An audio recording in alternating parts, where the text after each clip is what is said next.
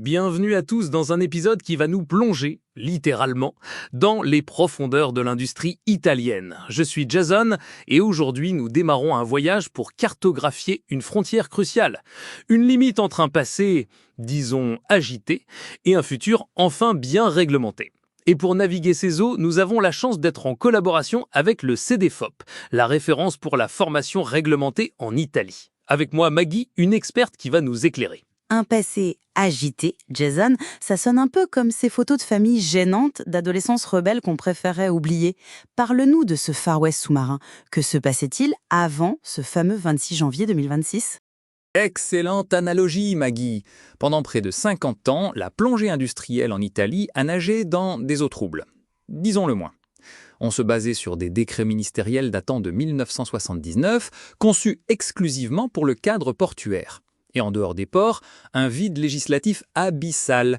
Un vide ? Donc n'importe qui avec une combinaison un peu usée et une bouteille d'air pouvait se déclarer scaphandrier industriel sans le moindre contrôle. Ça sonne comme le Far West mais avec des branchies et des palmes. Exactement, une improvisation dangereuse qui mettait en péril la vie des travailleurs et la sécurité juridique des entreprises. Beaucoup croyaient qu'un simple brevet de loisir, un certificat privé ou même un cours d'ETS, qui était d'ailleurs spécifique au cadre portuaire, suffisait pour être un professionnel aguerri. Un brevet de loisir. Attendez, la même certification que j'utilise pour admirer les poissons aux Maldives pouvait servir à souder des tuyaux à 20 mètres de profondeur ? Quel grand frisson ! Pas tout à fait, Maggie. Et c'est là le nœud du problème. Le travail sous-marin n'est pas un passe-temps. C'est une activité industrielle à très haut risque qui exige une réglementation sérieuse. Point. Heureusement, le 26 janvier 2026, l'État italien a claqué du poing sur la table et a dit « ça suffit ». Enfin, un shérif est arrivé en ville. La loi numéro 9, c'est bien ça ? Qu'est-ce qui change concrètement avec ce tournant historique ? La loi 9 a établi que la plongée professionnelle est une matière complexe, nécessitant des dispositions organiques. Il ne s'agit plus de savoir juste respirer sous l'eau. Il est désormais obligatoire de posséder une certification d'État attestant de compétences techniques, médicales et législatives bien définies. Alors, ce n'est pas tombé du ciel, j'imagine. Quelqu'un avait-il déjà défriché le terrain ? En effet, cette loi nationale s'inspire directement de ce que nous, au CDFOP, appelons affectueusement le modèle Sicile. Il faut se souvenir que la formation professionnelle en Italie relève de la compétence des régions, tant pour la formation réglementée que non réglementée. Et parmi toutes ces régions, seule la Sicile, avec sa loi 7 de 2016, avait déjà créé une législation pour les activités et les niveaux de formation en dehors du cadre portuaire. Elle avait déjà prouvé que la formation doit être réglementée, contrôlée et inscrite dans des répertoires publics gérés par le département du travail. La Sicile pionnière pour le reste de l'Italie. Ça, c'est un sacré rebondissement. Donc, la formation doit être réglementée, contrôlée et enregistrée publiquement. C'est comme la fin des rumeurs au saloon et l'arrivée des annuaires officiels. Précisément, et la nouvelle loi nationale place cette formation certifiée au cœur du dispositif. Elle introduit le livret de formation numérique et surtout balaie toute ambiguïté entre le monde des loisirs et celui du travail lourd, celui qui pèse. Le livret de formation numérique.